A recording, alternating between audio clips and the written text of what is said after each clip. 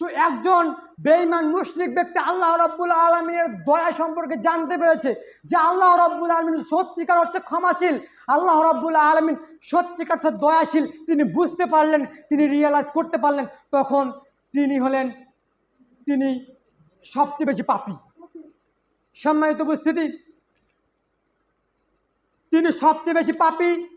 তিনি আল্লাহ রাব্বুল আলামিনের ক্ষমার কথা জানতে পারলেন যে পৃথিবীর মধ্যে এমন একজন ব্যক্তি, আসমানের মধ্যে জমিনের মধ্যে এমন কিছু সৃষ্টিকর্তা রয়েছে যিনি আমাকে ক্ষমা করতে পারেন, যিনি আমার উপর দয়া করতে পারেন। ওই ব্যক্তি হলো 100টি খুন করেছে, 100টি হত্যা করেছে।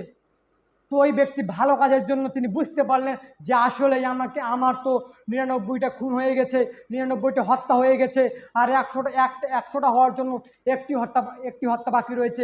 তখন ওই ব্যক্তি বুঝতে পারলেন যে আসলেই আল্লাহ রাব্বুল আলামিনের কাছে ক্ষমা চাওয়া উচিত।